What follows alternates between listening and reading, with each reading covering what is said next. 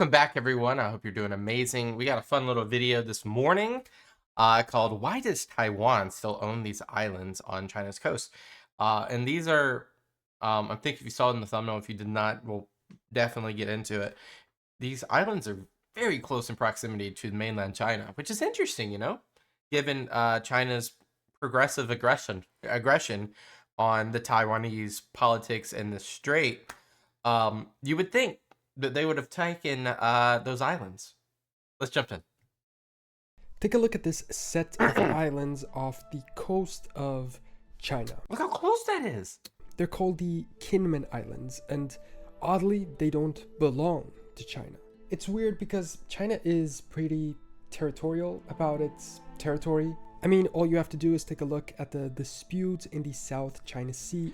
And most recently, the Scarborough Shoal that you see there next to the Philippines has been, like, in this week alone, has been contested. Over artificial small islands to get the idea. Yet these solid, natural islands right off their coast are controlled by arguably their biggest adversary, Taiwan, also known as the Republic of China, contrasting with the People's Republic on the mainland. And this isn't the weirdest fact for me. The weirdest part is these aren't the only islands where this is the case. Taiwan also owned the Matsu Islands further north. Both of these sets of islands are closer to mainland China than they are to the island of Taiwan. So that's crazy. In this video, I want to figure out why, because China is so adamant on taking over the whole of Taiwan. Not doing so because of the difficult military conflict that would trigger, yet they don't take these seemingly easy to take. Yeah, and we've talked about this before, but if you haven't heard me say it, there's no way they'd ever take Taiwan. Not because they wouldn't have the strategy or they wouldn't have the will to do it. It's just that there would be a significant loss of life on both sides, especially the attackers. It's just geographically, it's a geographic fortress, and it would have to be something without conflict to take. Islands. Here is our plan for understanding this story. First, I'm going to learn what these islands are. What's their size? Where are they? How many people live there? What is their life like? And how Taiwan defends it. Okay. Then understand the history of them. How did Taiwan come to own them in the first place? Third, try to grasp why mainland China lets this happen. And what were their attempts to take over the islands, why they failed, plus speculate what the future might hold for them.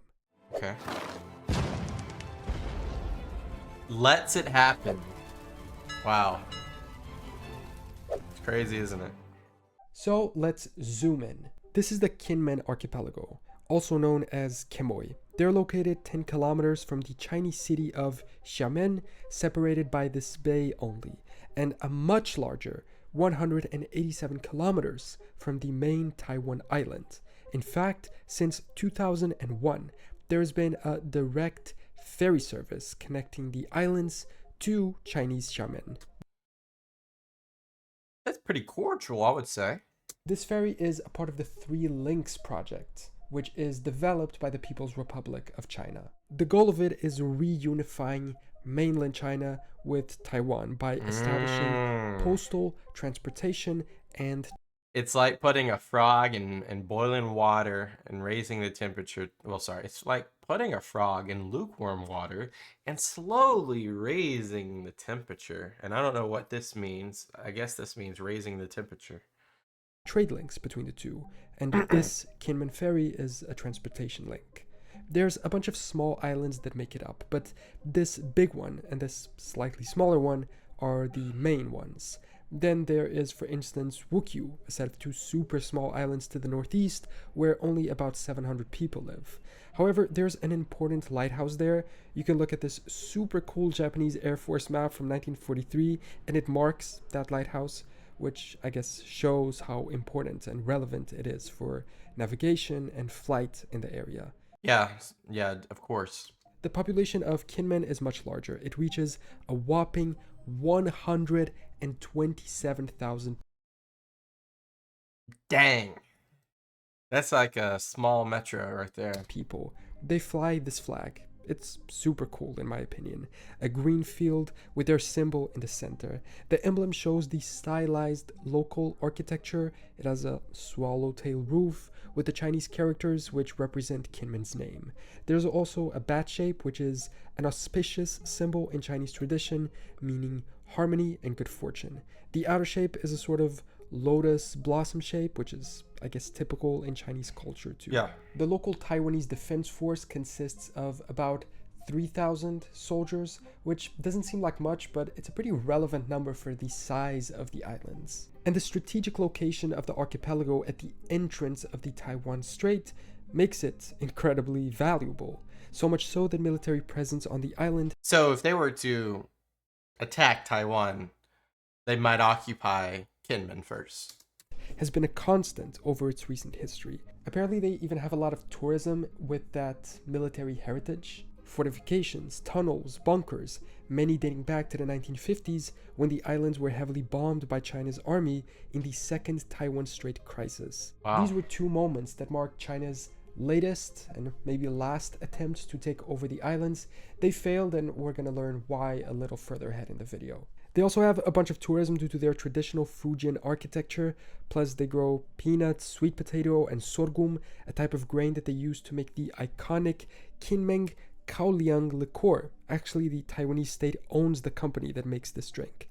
The liquor factories are so relevant there that they generate huge tax revenues, making Kinmen one of the highest per capita income counties in all of Taiwan. And That's interesting. It seems that the liquor is pretty famous in Taiwan and all of mainland China. I tried to find a bottle for the video so that I could try it and show you guys, but it just wasn't for sale around here. Now guys, whenever I'm editing a video, it's a sound video to home and just record the aware of your armors. You want to say to the hours of anything to get slash. And now let's get back to learning about Kinmen and all of the situation with Taiwan. But now we need to back up a bit because the long-term history of Kinmen is fascinating. So hear me out on how they became Taiwanese. Well, at the time, Taiwan wasn't really a thing in terms of national identity. Here's how they became Chinese. During the reign of Emperor Yuan in 317 Whoa, we going back to the 1200s? AD, the five barbarians invasion of... Wait, sorry. We going, not the Yuan dynasty. We going way back to 317. China led 6 Chinese families to move to the islands and settle there. A while later, during the rule of the Tang dynasty in the 600s, 700s, more people migrated there, and that's when the name of Kinmen was adopted. It means Golden Gate, maybe referring to its position at the entrance of Xiamen Bay. The other name of Quemoy that was sometimes used for it seems to have been a European adaptation. Portuguese explorers and traders wrote down the name according to the way the locals pronounced Beautiful art, by the way. it, Quemoy. During the Ming dynasty, more migrants settled there, and the population kept growing. And then something incredible happened, which kind of mirrors our current reality in the region. In the 1600s, Taiwan and Penghu, at the time known as Formosa and Pescadores, again Portuguese names, were ruled by the Dutch. But the Chinese hated this, so Koxinga, a Ming dynasty general, used Kinmen as a base to sail over and capture Taiwan and Penghu from the Europeans. Wow. To do this and to build his ships, he actually cut down most of the trees in the island. It led to a huge deforestation, and then it They weren't worried about that, though. Obviously, we are worried about that now, but they weren't worried about that. Contributed to soil erosion. Anyway, it's one of the main reasons that the islands have very little arable land up to today. But anyway, the fascinating thing wasn't that. It was the fact that that same general and the Prince of Lu, a member of the southern Ming dynasty, resisted the invading Manchu Qing dynasty invasion of the mainland by escaping to Kinmen, the same way that Taiwan holds it today, regardless of the People's Republic taking over the mainland. The Ming held it at the time, regardless of the Qing's takeover. Ah, okay. That makes a lot of sense, actually, because some of the traditional...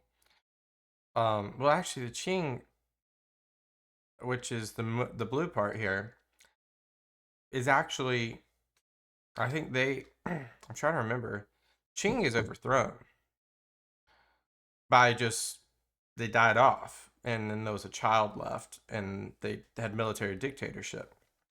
And then that military dictatorship would evolve with Chiang and Shak, right?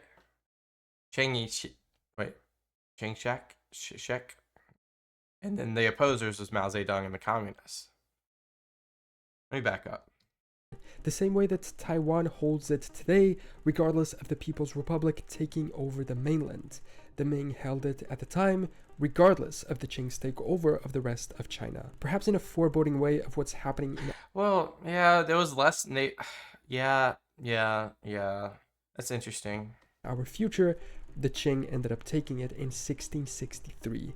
As the Qing dynasty fell and China became a republic in 1912, it remained under the control of the Republic of China. So here it is, kind of the first moment where the predecessor of the current regime of Taiwan took control over these islands. But then something happened again, and which, one more time, kind of mirrors our current China versus Taiwan rivalry, and maybe justifies Taiwan's ownership of it up to modern times. Because in 1937, Japan invades Manchuria. The Empire of Japan captured Kinmen during the Second Sino-Japanese War. Interestingly, in the First Sino-Japanese War, they had conquered Taiwan and Penghu from China. The fact that they were ruled by Japan, along with Taiwan, sort of marks a direct connection between the two islands. Stronger... Sort of, but you also have to mention that all the islands were being controlled by Japan because Japan had an island hopping Pacific campaign. Perhaps than the connection between Kinmen and the rest of the mainland. The purpose of the Japanese seizure of Kinmen was to use it as a position from which to attack that neighboring city of Xiamen, which they would seize in May of 1938. But the connection to Taiwan remained. Japan kept control over it until its defeat at the end of World War II in 1945. And the islands were left alone in peace, again ruled by the Republic of China for a few years, but only 4, because then the conflict between nationalists and communists began. After the establishment of the People's Republic of China in 1949, both them and the nationalists claimed this same territory, as they claimed everything else in China. As the to this day, apparently. People's Liberation Army advanced, the Kuomintang leaders of the Republic were forced into retreat precisely into the island of Taiwan. But some forces stayed behind in the mainland's coast, precisely in Kinmen, perhaps to cover the slow transfer of they were the rear guard. Whoa. The administration and army into Taiwan. In October of 1949, communist forces landed on Kinmen, and so began the Battle of Guningtu. I promise you one thing, Mao Zedong would have taken everything if he could have. Despite their overwhelming victory on the mainland, here the PLA was outnumbered. 19,000 ground soldiers faced 40,000. Chiang Kai-shek. That's what I was thinking of. Japanese, Hiroshi Nemoto. Interesting. Nationalist forces, with support from their air force and navy, and interestingly, aided in leadership by a Japanese general, Hiroshi Nemoto. Whoa. This is a pretty fascinating side story, so just give me a minute to dive into it quickly because I think you're going to find it interesting too. Hiroshi Nemoto was a Japanese lieutenant general during World War II. He commanded imperial forces in northern China, but after Japan's surrender in 1945, while many Japanese officers were repatriated to Japan, some stayed behind in China, and Hiroshi seems to have been one of them. In addition, in fear or by will? He was deeply anti-communist. He believed that if China fell to communism, Japan could be next. Well, Russia was communist, and they feared Russia. And all of Asia would be at risk. So when the Chinese Civil War started, he, along with some other Japanese officers, offered their experience to the Republic of China leader, Chiang Kai-shek, who accepted due to their deep experience fighting in that same territory. And so he found himself in the command of many of these forces defending Kinmen from the advancing PLA. But anyway, let's get back to that main story. The Nationalists won the battle. They were deeply fortified. This map of coastal mine placements by the 19th Army shows that. This other one shows troop deployments, with ROC forces in blue and PLA forces in red. We understand how the west coast of Kinmen was highly fortified to repel an invasion. Not only that, but those 19,000 communist soldiers didn't have the greatest conditions. Their ships were mostly commandeered fishing boats. I mean, look at this real picture from the invasion. Dang. But, you know, this was before China really had a navy that could be a formidable navy. Like today, they would have took that island if we hit the reset button, they would have had everything. I promise you that. But now it's just both sides that had the chance to do that. They were basically wooden ships. In contrast, this was one of the ships used by the Republic of China Navy in their defense and counterattack. Here we see some of the over 5,000 PLA soldiers taken prisoner after the successful defense of the islands. This battle is seen as crucial in the story of both Kinmen locally, but also Taiwan as a nation, because it was a decisive turning point, or at least marking point, in the Civil War. The defeat of Chinese Communist forces not only preserved Kinmen under ROC control, but it effectively held Communist plans for an immediate invasion of Taiwan. The victory ensured the survival of the Republic of China and reshaped the strategic landscape of the Taiwan Strait. And this gives us another important answer to our initial questions. We understand why Communist China didn't just take it when they took the rest of China in the Civil War. It's because they tried and failed. But this didn't mean permanent peace on the islands. As we know, China continues to claim Taiwan and all of its other small possessions, including Kinmen, which would likely be the starting point for a future invasion. The Golden Gate, not to Xianmen now, but to Taiwan. After the Civil War technically ended, China tried to take over the islands twice in the two Taiwan Strait crises. And I haven't really heard about those because I'm, not into it. But not that I don't have, what do you call it, interest, because I do. I just haven't. In 1954 and 1958. During these, the Chinese army bombed the islands pretty extensively, and the US even considered responding by using nuclear weapons. Yeah, that's hyperbole. That was only one general who was fired. Against China. It's even considered by many as the first nuclear. And I think we were more aligned towards I think there's some conflation there. The nuclear thing, I thought that was occurring due to the Korean War, not this crisis of the Cold War. At the time, US Joint Chiefs of Staff recommended to President Eisenhower the use of whatever force was necessary to defend Taiwan and its lands from the Chinese, including atomic weapons. The phrase Kinmen and Matsu became a part of American political language in the 60s. In the Maybe I'm wrong. I don't know. Presidential election during the debates, both candidates, Vice President Richard Nixon and Senator John F. Kennedy, pledged to use American forces if necessary to protect Taiwan from invasion by the PRC. Which gives us another confirmation to our initial questions, which is, why didn't the Chinese end up taking Kinmen even after the Civil War had ended? By that time, they definitely had enough power to do it, even if not enough to take over Taiwan entirely. And the answer seems to be here because of US interference and a guarantee that they would step in to defend Taiwan. I think he's right. If Kinmen was taken. But it's actually interesting how this became a splitting argument in. But I could see Kinmen eventually becoming Chinese, because it's much easier to kind of like fold that one back over. And maybe there's some like diplomatic conversation there. But Taiwan's like mainland, I don't see it. And it would have to be like some sort of diplomatic like gymnastics that they would have to go through. US politics at the time. In the presidential debate between Nixon and Kennedy, Nixon was strongly in favor of going to war in defense of Kinmen, while Kennedy wanted to defend Formosa only and not go to war over what he considered strategically indefensible and not essential islands.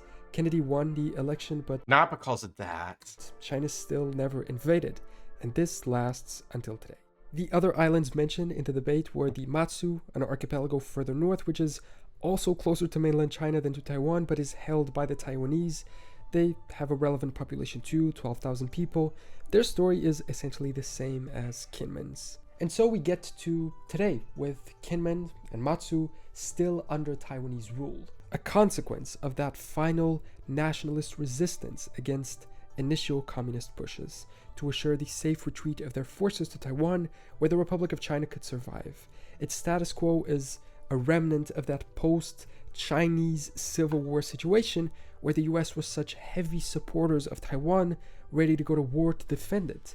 This lasted until recently, at least. I mean, President Biden reinforced the commitment when he was in office, but it remains an open question if new administrations will be so eager to keep it.